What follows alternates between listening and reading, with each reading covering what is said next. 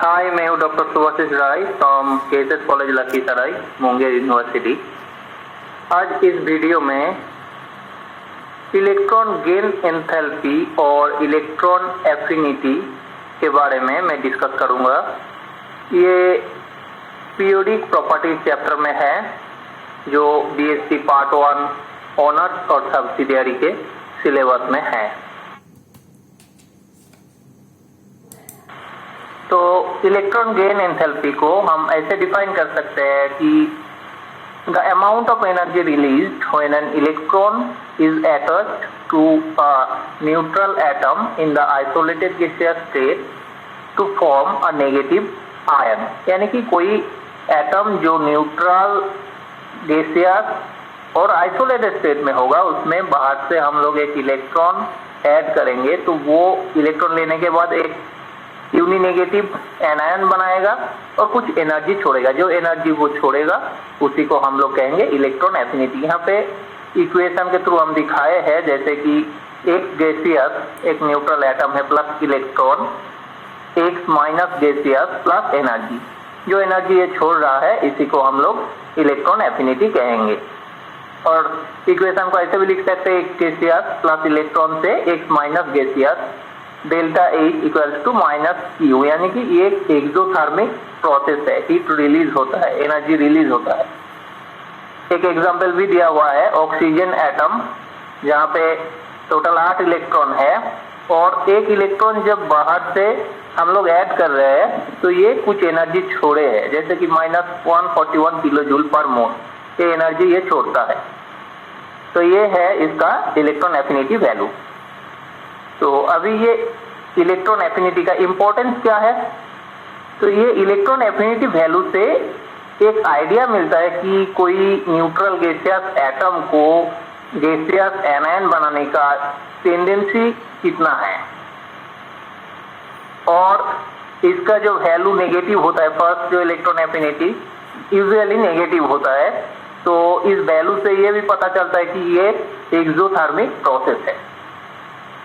और electron affinity का unit क्या होता है, इसको किलो जूल पर मोल और किलो कैलोरी पर मोल और इलेक्ट्रॉन वोल्ट पर मोल के हिसाब से हम लोग रिप्रेजेंट करते हैं। पिछले क्लास में जैसे आयनाइजेशन एनर्जी के बारे में डिस्कस हम लोग किए थे, वहां पे हम लोग देखे थे कि सक्सेसिव आयनाइजेशन एनर्जी बोल के एक टर्म आया था, यानी कि first ionization energy, second, third. वैसे यहाँ पे भी वैसे हम लोग फर्स्ट, सेकेंड, थर्ड करके इलेक्ट्रॉन एफिनिटी, यानी कि इसको हम लोग सक्सेसिव इलेक्ट्रॉन एफिनिटी कह सकते हैं। यानी कि फर्स्ट इलेक्ट्रॉन जब कोई एटम न्यूट्रल गैसियस एटम लेगा तो उसको कहेंगे फर्स्ट इलेक्ट्रॉन एफिनिटी। जैसे यहाँ पे एग्जांपल दिया हुआ है, oxygen gaseous state plus electron, oxygen minus gaseous, ये जो एनर्जी रिलीज हो रहा है -141 किलो जूल पर मोल, ये है इसका फर्स्ट इलेक्ट्रॉन एफिनिटी वैल्यू।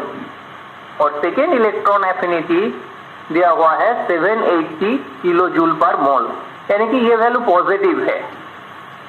तो क्यों पॉजिटिव हो रहा है, यहाँ पे एंडोथर्मिक हो रहा है प्रोसेस। क्यों हो रहा है, क्योंकि ऑक्सीजन एक इलेक्ट्रॉन लेने के बाद ऑलरेडी नेगेटिव बन गया है, O-, तो उसमें फिर हम लोग जब एक इलेक्ट्रॉन देंगे तो दोनों के बीच में रिपल्सन होगा, लेना नहीं चाहेंगे ऑक्सीजन, इसीलिए उसमें एनर्जी देना पड़ेगा। एक इलेक्ट्रॉन को हम लोग देना चाहते हैं O- में, तो उसमें एनर्जी बाहर से प्रोवाइड करना होगा। तो वैसे इसीलिए सेकेंड इलेक्ट्रॉन गेन एंथैल्पी जो है इसका वैल्यू पॉजिटिव होता है। एंड सो दैट माने third ionization energy, third electron affinity जो है उसका वैल्यू भी ऐसे पॉजिटिव होता है। अभी कौन कौन फैक्टर्स है जो कि इलेक्ट्रॉन एफिनिटी को प्रभावित कर सकते हैं, बहुत सारा फैक्टर्स है, मैं एक एक करके डिस्कस करूंगा। सबसे पहले इफेक्टिव न्यूक्लियर चार्ज। अगर इफेक्टिव न्यूक्लियर चार्ज का वैल्यू बढ़ेगा तो क्या होता है कि न्यूक्लियस के साथ जो आउटर मोस्ट सेल है उसमें जो इलेक्ट्रॉन है, ये दोनों के बीच में अट्रैक्शन भी बढ़ता है और इलेक्ट्रॉन एफिनिटी में क्या होता है कि हम लोग बाहर से एक इलेक्ट्रॉन ऐड कर रहे हैं आउटर मोस्ट शेल में, तो उसके साथ न्यूक्लियस का अट्रैक्शन भी बढ़ेगा, यानी कि ज्यादा एनर्जी रिलीज होगा, यानी कि इलेक्ट्रॉन एफिनिटी का वैल्यू ज्यादा होगा। अर्थात इफेक्टिव न्यूक्लियर चार्ज बढ़ने के साथ साथ इलेक्ट्रॉन एफिनिटी का वैल्यू भी बढ़ता है। नेक्स्ट पॉइंट है एटॉमिक साइज। तो अगर इफेक्टिव न्यूक्लियर चार्ज पर इलेक्ट्रॉन ये अगर सेम रहेगा तो दोनों एटम के बीच में जिसका साइज ज्यादा होगा उसका इलेक्ट्रॉन एफिनिटी वैल्यू कम होता है, क्योंकि साइज बड़ा होने से न्यूक्लियस और आउटर मोस्ट शेल जो होता है उसमें जो इलेक्ट्रॉन होता है तो ये दोनों के बीच में अट्रैक्शन कम हो जाता है, इसीलिए इलेक्ट्रॉन एफिनिटी का वैल्यू कम हो जाएगा। Next point, nature of the orbital where electron get accommodated, यानी कि जहाँ इलेक्ट्रॉन एफिनिटी में हम लोग बाहर से एक इलेक्ट्रॉन जो दे रहे हैं तो वो जाके कहाँ एकोमोडेटेड हो रहा है, कहाँ कौन सी ऑर्बिटल में वो आ रहा है, इसके ऊपर भी इलेक्ट्रॉन एफिनिटी का वैल्यू प्रभावित हो सकता है। जैसे कि जो कौन ऑर्बिटल न्यूक्लियस को ज्यादा पेनिट्रेट कर पाते हैं, ये अगर हम देखेंगे तो ये ट्रेंड है A than P greater than D greater than F। तो जो ज्यादा न्यूक्लियस को पेनिट्रेट कर पाते हैं वो अच्छा से एकोमोडेट कर पाएगा कोई इलेक्ट्रॉन को, यानी कि जब इलेक्ट्रॉन एस ऑर्बिटल में आएगा तो उसका इलेक्ट्रॉन एफिनिटी वैल्यू सबसे ज्यादा होगा, जब कोई इलेक्ट्रॉन पी में आएगा उससे थोड़ा कम होगा, और डी में एफ में जब आएगा उससे थोड़ा कम होगा इलेक्ट्रॉन एफिनिटी का वैल्यू। लास्ट पॉइंट है nature of the outer electronic configuration, यानी कि जिस ऑर्बिटल में इलेक्ट्रॉन का एडिशन हो रहा है तो उस ऑर्बिटल का इलेक्ट्रॉनिक कॉन्फ़िगरेशन क्या है, उस एटम का इलेक्ट्रॉनिक कॉन्फ़िगरेशन क्या है। अगर वो हो सकता है कि हाफ फील्ड या फुल फील्ड सबसेल हो सकता है या पार्शियली फील्ड भी हो सकता है। तो हम लोग जानते हैं कि हाफ फील्ड और फुल फील्ड सबसेल जो होता है उसका स्टेबिलिटी बहुत ज्यादा होता है, क्योंकि उसका एक्सचेंज एनर्जी जो है वो ज्यादा है। तो जब कोई हाफ फील्ड और फुल फील्ड सबसेल में हम लोग बाहर से एक इलेक्ट्रॉन देंगे तो नेचुरली वो इलेक्ट्रॉन लेना नहीं चाहेंगे, वो एटम जो है वो नहीं इलेक्ट्रॉन को लेना पसंद करेगा। तो उसके लिए क्या होगा कि इलेक्ट्रॉन एफिनिटी का वैल्यू पॉजिटिव होगा, यानी कि इलेक्ट्रॉन को एक्सेप्ट करवाने के लिए बाहर से हम लोग को एनर्जी सप्लाई करना होगा। तो ये एक एंडोथर्मिक प्रोसेस हो जाएगा। और ऐसा भी है कि कुछ कुछ एटम जो इलेक्ट्रॉन एक्सेप्ट करने के बाद हाफ फील्ड और फुल फील्ड सेल बनाता है तो उसके लिए इलेक्ट्रॉन एफिनिटी का वैल्यू बहुत ज्यादा होगा।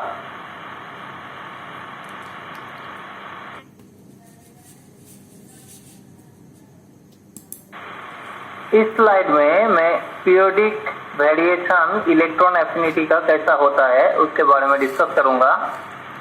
तो पहले अक्रॉस ए पीरियड, यानी कि कोई पीरियोडिक टेबल में लेफ्ट टू राइट कोई पीरियड में हम लोग जाएंगे तो क्या हो सकता है। तो क्या क्या होता है लेफ्ट टू राइट जाने में।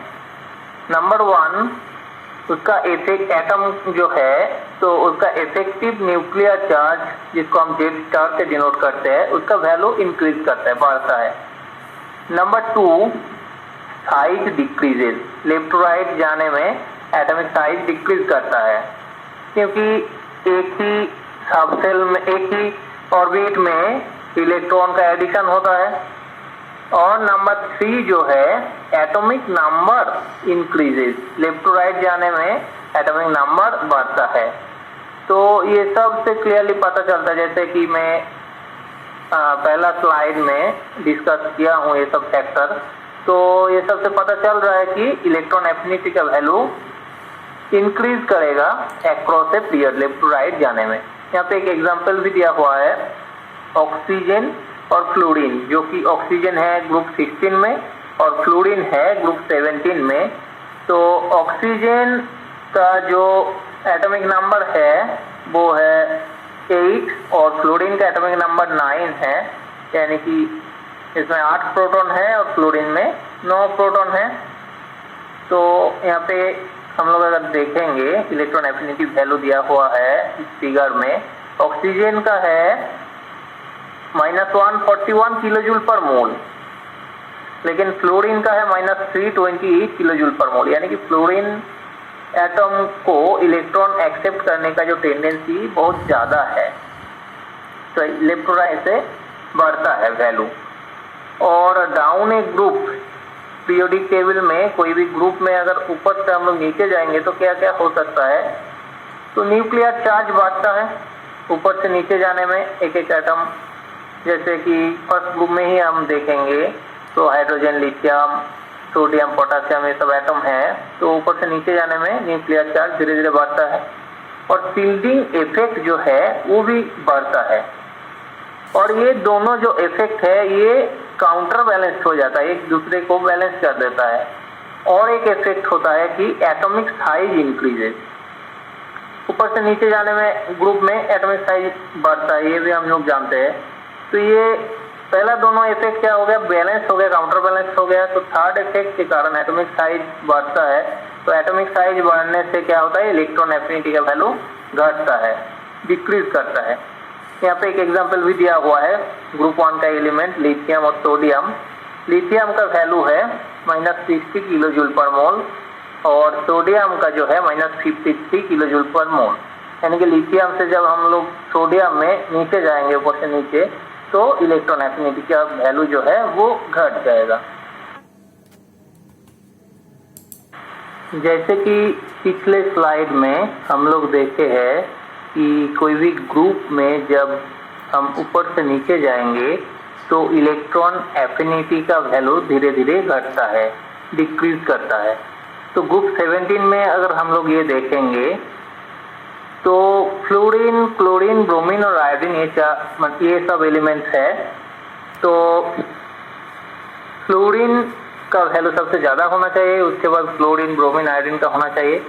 लेकिन यहाँ पे एक एक्सेप्शन है, फ्लोरीन से क्लोरीन का इलेक्ट्रॉन एफिनिटी वैल्यू ज़्यादा होता है। ऐसे ही कुछ टिपिकल ट्रेंड इलेक्ट्रॉन एफिनिटी का मैं डिस्कस करूंगा इस स्लाइड में एक एक करके। तो सबसे पहले ये है कि electron affinity of fluorine is unexpectedly greater than that of fluorine. इसमें क्या है कि जो इलेक्ट्रॉन आ रहा है, ऐड हो रहा है, तो फ्लोरीन में ऐड होता है 2p सब सेल में, लेकिन क्लोरीन में ये ऐड होता है 3p सब सेल में। जो इलेक्ट्रोस्टैटिक एट्रैक्टिव फोर्स न्यूक्लियस का है, ये फ्लोरीन का जो है ये फेवर करता है इलेक्ट्रॉन का एडिशन। फिर भी फ्लोरीन का जो वैल्यू कम होता है, क्योंकि यहाँ पे जो इलेक्ट्रॉन ऐड हो रहा है 2p सब सेल में, उसका साइज बहुत छोटा होता है। तो 2p सब सेल में ऑलरेडी 7 इलेक्ट्रॉन है, उसके बीच में इंटर इलेक्ट्रॉनिक रिपल्सन भी है, और एक इलेक्ट्रॉन आएगा तो इंटर इलेक्ट्रॉनिक जो रिपल्सन है वो और बढ़ जाएगा। तो ये एनर्जेटिकली अनफेवरेबल हो जाता है, इसीलिए। और जब क्लोरीन में हम देखेंगे तो उसमें इलेक्ट्रॉन ऐड हो रहा है लार्ज साइज 3p सब सेल में, जहां आसानी से एक इलेक्ट्रॉन ऐड हो सकता है क्योंकि इसका साइज बड़ा है, इसमें भी 7 इलेक्ट्रॉन है। तो इसीलिए क्लोरीन का इलेक्ट्रॉन एफिनिटी वैल्यू फ्लोरीन से ज़्यादा होता है। यानी कि क्लोरीन आसानी से ले सकते हैं, लेकिन फ्लोरीन में ये रिपल्सन ज़्यादा होने के कारण ये एनर्जेटिकली अनफेवरेबल हो जाता है। और उसके बाद फिर जो जनरल ट्रेंड है वो फॉलो होता है, और क्लोरीन के बाद ब्रोमीन, क्लोरीन से कम होता है ब्रोमीन का इलेक्ट्रॉन एफिनिटी वैल्यू, उसके बाद आयोडीन का। तो ऐसे ही एक ट्रेंड है सेम टाइप का, electron affinity of sulphur is greater than that of oxygen. तो इसमें भी हम लोग सेम रीजन बता सकते हैं, क्योंकि ऑक्सीजन जो है उसमें इलेक्ट्रॉन का एडिशन होता है 2p सब सेल में, जो छोटा है उसमें इंटर इलेक्ट्रॉनिक रिपल्सन ज़्यादा है, और सल्फर जो है उसमें 3p में एडिशन होता है, तो उसमें रिपल्सन कम होगा, इसीलिए सल्फर का इलेक्ट्रॉन एफिनिटी वैल्यू ज़्यादा है। नंबर 3 में एक ट्रेंड है कि ग्रुप 2 जो मेटल है यानी कि alkaline earth metal have lower electron affinity than group 1 metal. ये हम लोग कह सकते हैं जैसे कि ग्रुप 2 में जो मेटल है उसका इलेक्ट्रॉनिक कॉन्फ़िगरेशन देखेंगे तो वो फुलफिल्ड है, उसमें H2 कॉन्फ़िगरेशन है, तो उसमें और एक इलेक्ट्रॉन हम लोग ऐड करेंगे तो उसका फुलफिल कॉन्फ़िगरेशन तोड़ जाएगा। और एक कारण है उसमें और ग्रुप 1 में जो है मेटल उसका कॉन्फ़िगरेशन है S1, यानी कि एक इलेक्ट्रॉन अगर उसमें ऐड होगा तो वो फुलफिल कॉन्फ़िगरेशन बनेगा। इसीलिए ग्रुप 1 का जो मेटल होता है वो आसानी से इलेक्ट्रॉन लेना पसंद करेगा, इसलिए ग्रुप 1 मेटल का इलेक्ट्रॉन एफिनिटी वैल्यू ज़्यादा होता है। उसके बाद है halogens have the highest electron affinity.